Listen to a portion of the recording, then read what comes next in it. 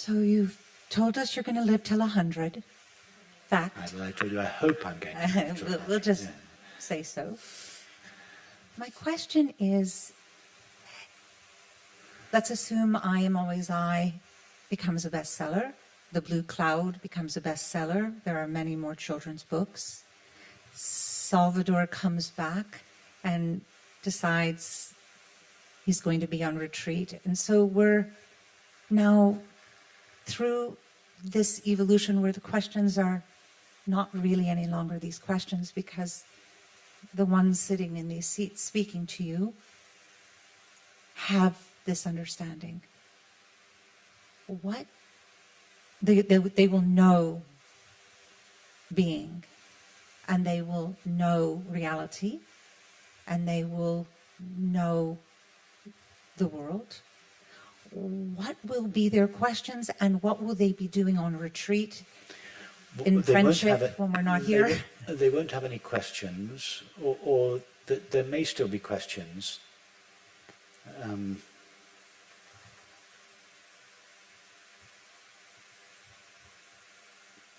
But they wouldn't necessarily be questions about the nature of their being, because they would already know that. But they might have questions about the implications of this understanding in everyday life.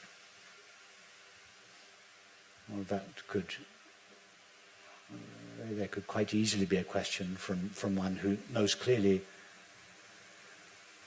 the nature of their own being, but was wondering what does that look like in relationships, in activities, in business, in parenting, and so there could still be questions, or in art, for instance, or there would be no questions at all, and such a person would come to a retreat for no reason at all, which is really the best reason for coming to a retreat.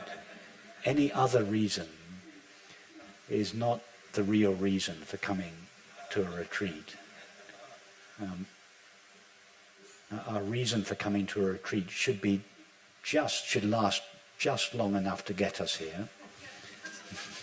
But we should be divested of that reason on the first evening.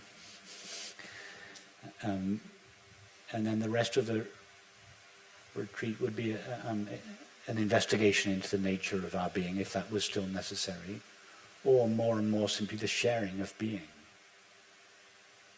And one cannot say that the sharing of being takes place for a reason. Is there a reason for loving someone? No.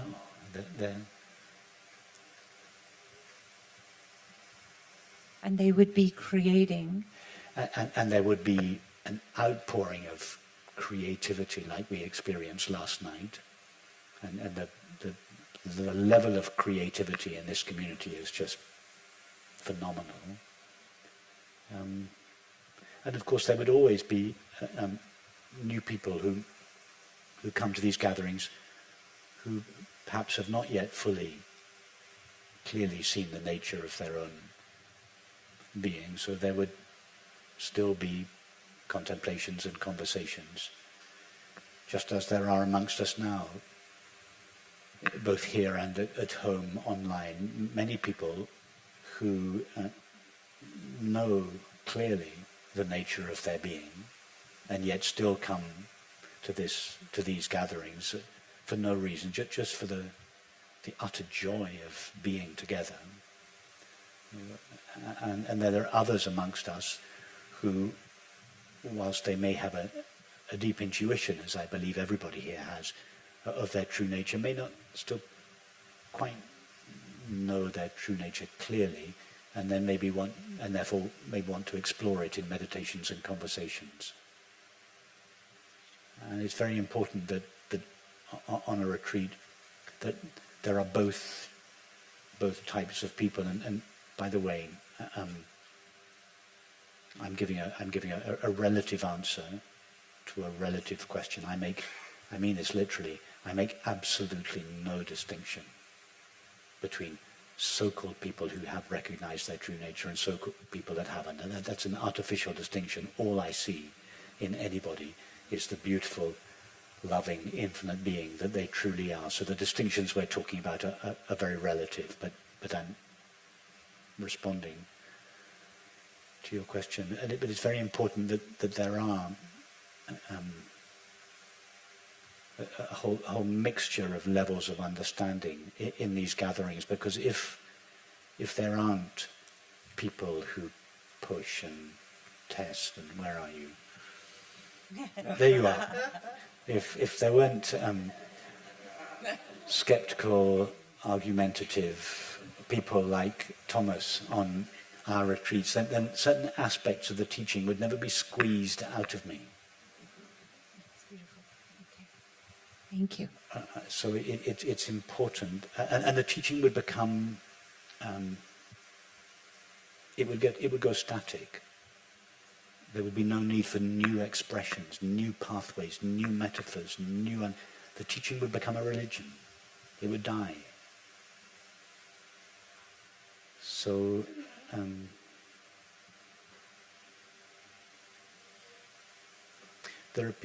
Eckhart Tolle has a beautiful description. I can't remember in one of his books. He refers to the frequency holders.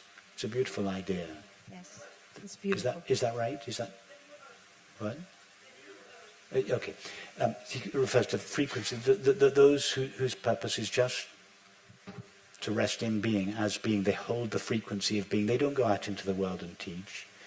They don't come here and ask any questions. That they magnify being in the world wherever they go, without speaking of it.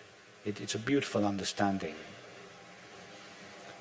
And it's true, there could be a gathering of people, a gathering of frequency holders, in which case you just go for walks and have nice meals together.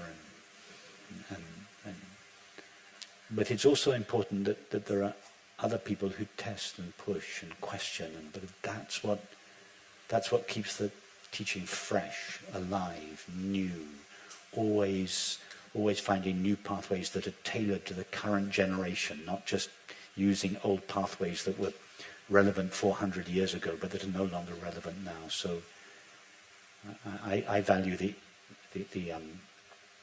argumentative skeptics and the frequency holders equally. But as I say, these are artificial divisions.